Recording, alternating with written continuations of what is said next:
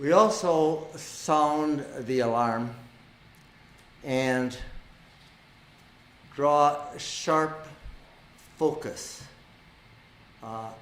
to another effort by Archbishop Cordileone, the Catholic bishops in California, and the Catholic bishops across America. And that is the effort by all of them to have now challenged the Child Victims Act, the law that got passed in California that gave survivors of sexual abuse a chance to have a voice, to bring a suit, and hold his or her offender accountable in a court of law, and then also to bring suit against any institution or organization that protected that offender, and thus bringing suits against all youth-serving organizations, individual predators, individual child rapists, and the institutions that made conscious choices to protect them, which means that the Catholic Diocese in California and all the Catholic bishops are legally exposed, and the survivors have been given a voice.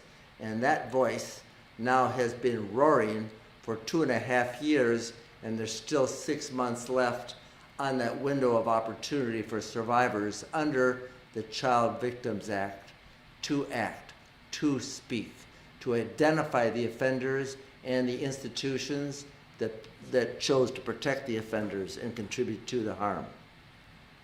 And Archbishop Cordileone is one of the bishops in California, aligned with 8 other bishops in California who recently filed a challenge to that law after the California Supreme Court upheld that law, as every other court has, and now have filed a challenge to the United States Supreme Court. They filed a writ. The Catholic bishops in California, including Archbishop Cordileone, have filed a writ asking the United States Supreme Court to strike down the Child Victims Act in California as unconstitutional. In other words, the Catholic bishops and Archbishop Cordileone is one of the California bishops who are asking the Supreme Court to protect them and to protect predators and to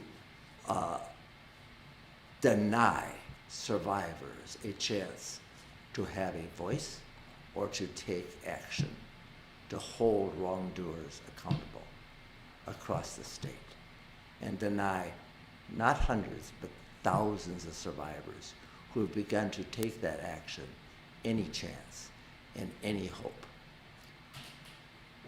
So the writ got filed by 8 of the Catholic dioceses and 8 of the bishops, including Archbishop Cordileone, which really affects thousands of survivors in California alone who have already come forward and are coming forward under the Child Victims Act.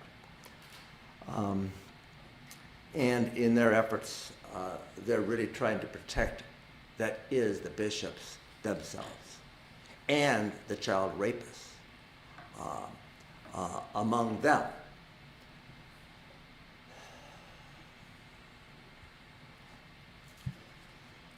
In effect, they're asking the United States Supreme Court to allow them to continue the crimes, to continue the secrecy, and to continue the cover-up. I will say there is no legal precedent for striking down this law anywhere in the country. There is no other organization that has sought to challenge it and bring it to the Supreme Court the way the Catholic bishops in California have chosen to do. And joining the Catholic bishops in this petition, in this writ, in this effort to the United States Supreme Court, the U.S. Catholic Conference of Bishops, that is the conference of all the bishops across the country in all the 177 dioceses, have now joined in asking the United States Supreme Court to overturn this California law and thus overturn similar laws already passed and in effect in New York, New Jersey, and other states. Yes, all the Catholic bishops have joined in this petition and in this writ to the United States Supreme Court. And this is obviously an effort to suppress and silence the survivors and deny them their rights. Let's hear from you, Joelle. What say you? This is such an important issue that everyone must know about, because not only is the Catholic Church going to the Supreme Court to protect their secrets, they're going to the Supreme Court to protect the secrets of child rapists, no matter the organization that rapist is from. They're protecting rapists in public schools. The Catholic Church is working to protect rapists in camps and U.S. gymnastics and anywhere where survivors have been able to come forward and say, we need to expose these predators.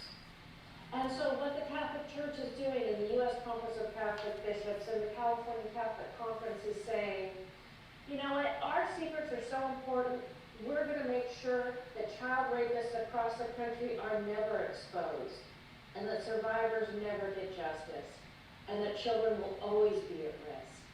And this is a dangerous, dangerous precedent that must be stopped.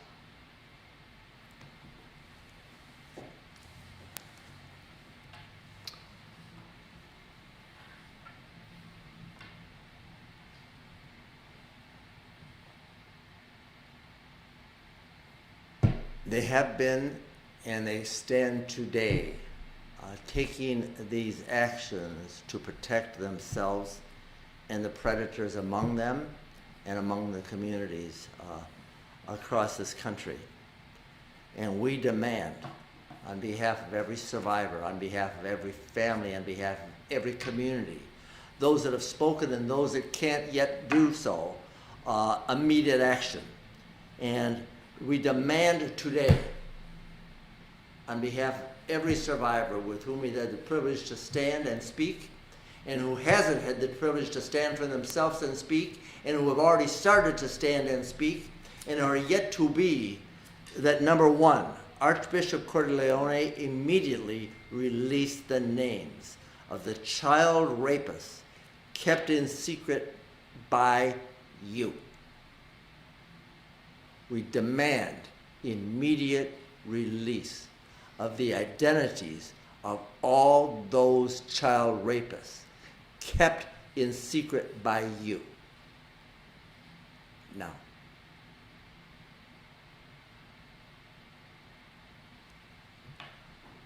two, Archbishop Cordileone, we demand that you release the secret files that you have kept and harbored in and hidden from all else pertaining to each of those offenders you know to be, each of those child rapists that you know to have raped and abused.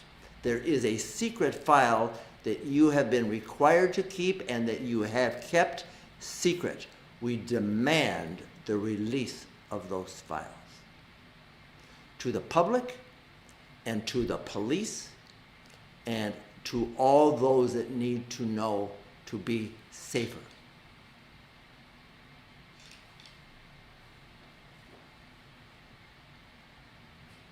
Number 3, we demand that you, Archbishop Cordileone, along with your bishops in California,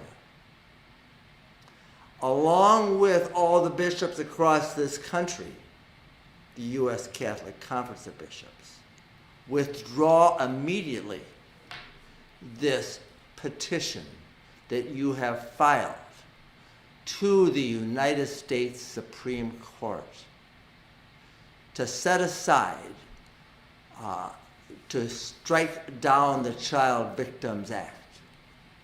And we demand that you and your colleague Catholic bishops in California and the Catholic bishops who have joined in this effort to protect yourself and child rapists across this country demand the withdrawal of this petition that has no legal basis and has no legal precedent.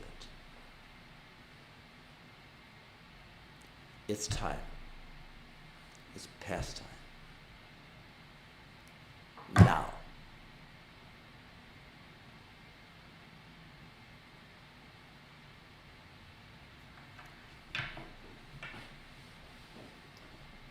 We'll take some questions. Thank you, Jeff, and thank you, Joelle. Our first question is this the same bishop who refused communion to Nancy Pelosi? Yes.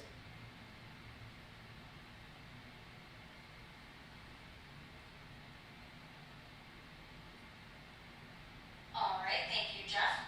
Our next question. How does this affect survivors in the diocese or the Archdiocese of San Francisco? Does this change their legal options? Their legal options are alive and well under the Child Victims Act, and all of the survivors in San Francisco and California now have a right under the Child Victims Act to sue and take action and use their voice. And that is alive and well.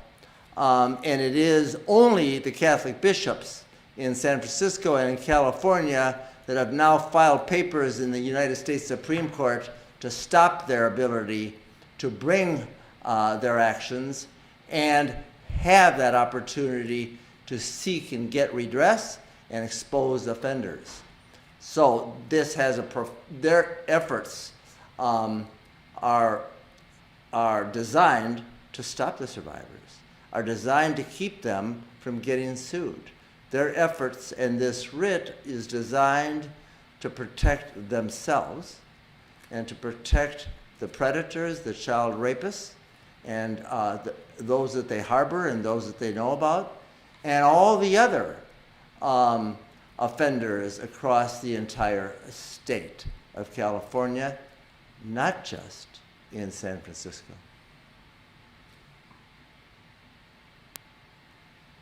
Thank you, Jeff. Now I'm going to give an opportunity if there's anyone on the Zoom on the line that would like to unmute and ask a question, you can do so now.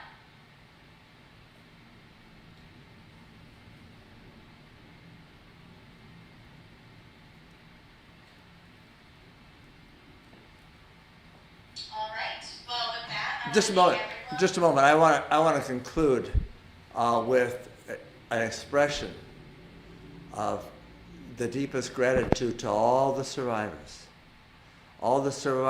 and families who have had and found a way and the courage to stand up and speak voice and give it to a voice to their truth, that have come forward and that are thinking about it, and encourage you to continue to do so, because every time you share your secret and take some action in California, New York, New Jersey, across this country, you've done something to protect other kids. And to gratitude to each of you, because it is you on whose shoulders we